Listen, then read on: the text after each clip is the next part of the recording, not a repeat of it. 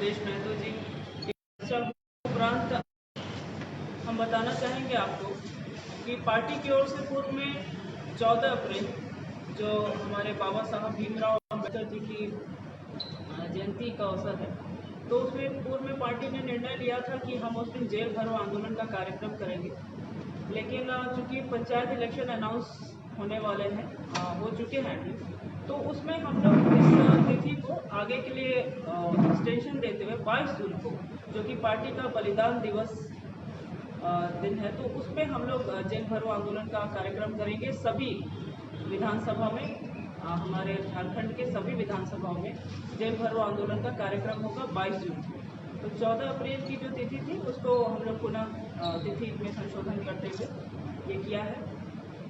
दूसरा जो मुख्य बिंदु है, हम लोग बात कर रहे हैं बाबा साहब भीमराव अम्बेडकर की जन्म जयंती आ रही है 14 अप्रैल को, तो संविधान में बहुत सारे अधिकारों की रक्षा के लिए कई सेक्शंस, धाराएं, रूल्स, रेगुलेशन बनाए गए हैं। तो मैं आप सभी हमारे मीडिया सहयोगियों से एक मेरा नम्र निवेदन होगा कि जिस प्रकार से राज्य सरकार पंचायत इलेक्शन को लेकर के, पंचायत चुनाव को लेकर के, जिस प्रकार से 685 जो नोटिफिकेशन संख्या है सरकार की, उसके माध्यम से सरकार ने 19 जनवरी 2022 राहुल रमेश बाग बनाम महाराष्ट्र व अन्य महाराष्ट्र सरकार का जो सुप्रीम कोर्ट का जो न्यायाधीश आया हुआ है, तो उसका हवाला देते हुए सरकार ने इलेक्शन में, पंचायत इलेक्शन को लेकर के नाम निर्देशन से लेकर के बाकी सारी प्रक्रियाएं पूर्ण करने की बात कही है। उसमें उसने ये भी कहा है कि ओबीसी आरक्षण को लेकर के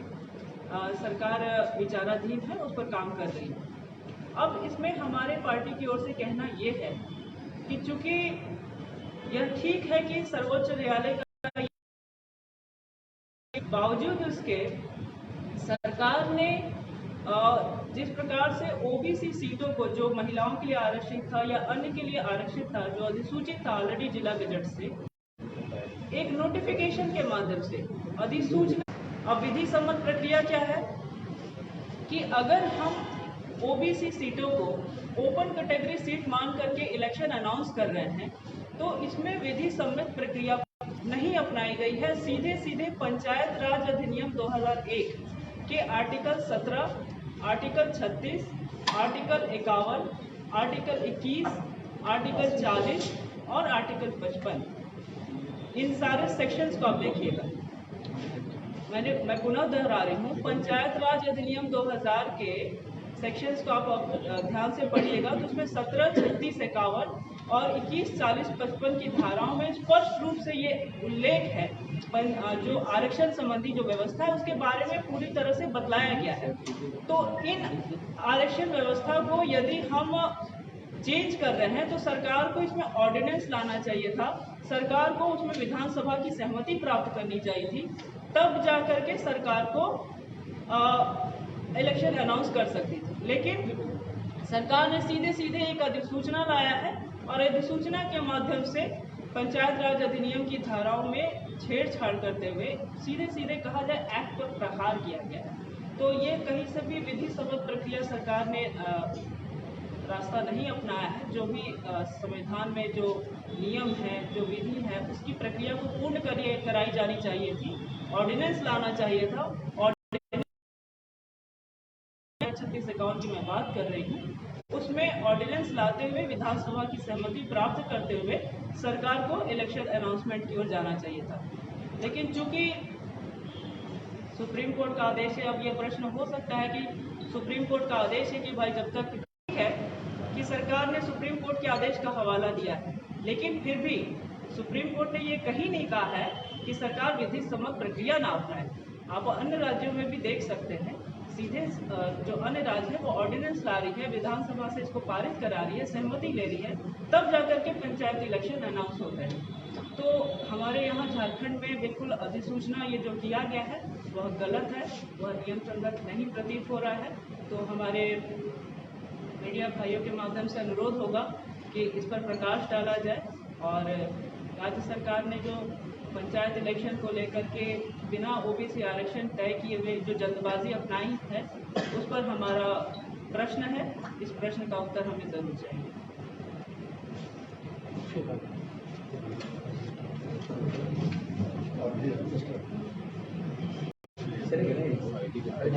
तारीख जो पूर्व में घोषित था जेल भरो अभियान बाबा साहेब अम्बेडकर जी की जयंती के अवसर में, इसको एक्सटेंशन किया गया। चर्चा होगा क्या बाबा साहेब अम्बेडकर जी का सोच या संविधान लिखने के पीछे यही सोच था क्या कि यही लूट होगा, मैंने अन्याय बढ़ता जाए, न्याय ना हो। न्याय के लिए तो संविधान है, सबके साथ न्याय हो, ये सोच। दूसरा बात, ये पंचायत चुनाव नगर क्षेत्र के पूरे प्रदेश के सभी नगर क्षेत्र में नगर सम्मेलन करेंगे, जिसमें हमारे केंद्रीय अध्यक्ष जाएंगे। सभी वार्ड में सम्मेलन होगा, क्योंकि नगर क्षेत्र में चुनाव नहीं हो रहा है, आचार संहिता लागू नहीं है, इसलिए वहाँ हम सभा क्षेत्र हैं। हमारे विधानसभा प्रभारियों की बैठक थी।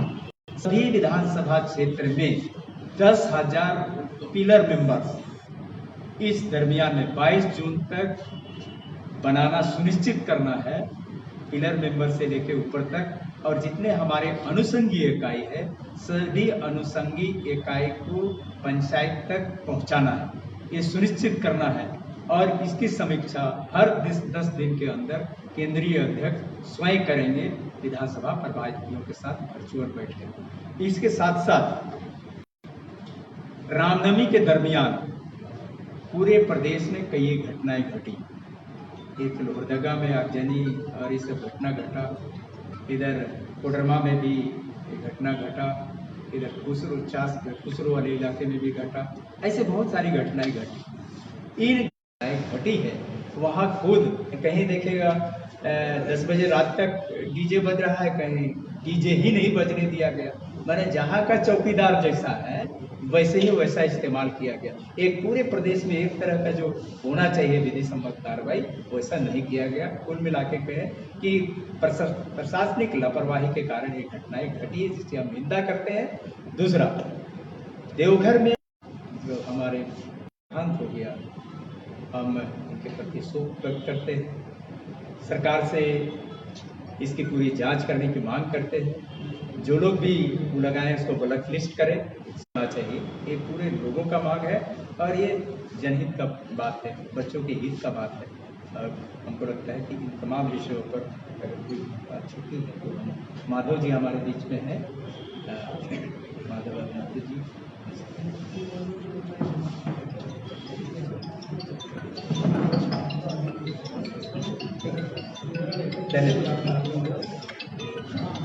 आप लोग से ये अलग से तो अगर ये जो हमने बोला इलेक्शन को लेकर के, अगर आप चाहेंगे तो हम इसको 5 लाइन में ये कर सकते हैं ताकि आप इसको चला भी सकें। अदरवाइज ये बहुत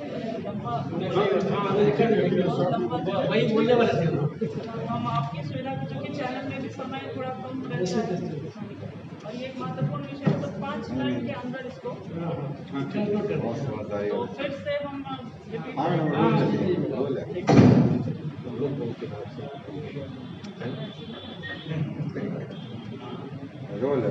चलिए, जैसा कि आप सभी जानते हैं इस विषय पर कि पंचायत इलेक्शन अनाउंस हो चुके हैं सरकार के द्वारा। इसमें एक जो महत्वपूर्ण विषय है, मैं आप सभी मीडिया के सहयोगियों के समक्ष रखना चाहूँगी, वो ये है कि सरकार ने जिस प्रकार से अधिसूचना के माध्यम से सुप्रीम कोर्ट के न्यायाधीश का हवाला देते हुए उसमें इलेक्शन की बात कही है, लेकिन इसमें सरकार ने कहीं से भी पंचायत राज अधिनियम 2001 की सेक्शन 17, 36, 51 और 21, 40, 55 में आरक्षण की जो व्यवस्था ऑलरेडी जो की गई है उस पर सरकार का ध्यान नहीं किया है, जिसके कारण हम ये कह सकते हैं कि महज अधिसूचना के माध्यम से जिस प्रकार से राज्य सरकार ने सुप्रीम कोर्ट के आदेश का हवाला देते हुए इलेक्शन अनाउंस किया है, यह विधि सम्मत अपनाते हुए, यानी कि पंचायत राज अधिनियम की धाराओं में ऑर्डिनेंस ला करके या फिर विधानसभा की सहमति के जिस प्रकार से सरकार ने सीधे अधिसूचना के माध्यम से जो हमारे एक्ट पर प्रहार किया है, या एक कहा ऑर्डिनेंस के बिना संशोधन के पंचायत राज अधिनियमों में उसकी धाराओं में छेड़छाड़ किया जाना, और महज अधिसूचना के माध्यम से इलेक्शन अनाउंस कराना सुप्रीम कोर्ट का आदेश का हवाला देते हुए सुप्रीम कोर्ट ने यह आदेश जरूर दिया है, लेकिन यह कहीं से भी नहीं कहा है कि राज्य सरकार बिना विधि सम्मत प्रक्रिया अपनाए ही इलेक्शन अनाउंस कर दे।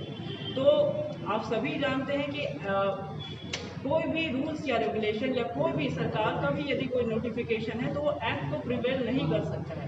तो यहाँ पर सीधे सीधे पंचायत राज के अधिनियमों पर प्रहार किया गया है। इसके लिए आज मैं आप सभी मीडिया के सहयोगियों के समक्ष यह कहना चाहूँगी कि सरकार को इस विषय पर पंचायत इलेक्शन को लेकर के पुनः विचार किया जाना चाहिए, क्योंकि सरकार ने ओबीसी आरक्षण को ओपन कैटेगरी सीट मानते हुए इलेक्शन अनाउंस किया है। तो आरक्षण की जो व्यवस्था ऑलरेडी पंचायत राज अधिनियम की धाराओं में है, उसमें सरकार को सर्वप्रथम विधि सम्मत प्रक्रिया अपनाते हुए ऑर्डिनेंस लाते हुए विधानसभा से सहमति प्राप्त करने के उपरांत ही इलेक्शन अनाउंस कराना चाहिए, जो कि सरकार ने नहीं किया है। तो इस पर हम आगे सरकार को भी अवगत कराते हुए फिलहाल तो आपके माध्यम से ये निवेदन होगा कि सरकार इस पर पुनः विचार करे। बिना ऑर्डिनेंस के, बिना विधानसभा सहमति के इलेक्शन अनाउंस कराना एक्ट पर प्रहार है। और अभी आने वाले दिनों में बाबा भीम राव अम्बेडकर की जन्म जयंती है, उसमें हम संविधान की रक्षा की बात करते हैं, संकल्प लेते हैं, और एक और इतना बड़ा मामला है तो सरकार को इस पर पुनः विचार जरूर करना चाहिए। ठीक है, ये सेकंड वाला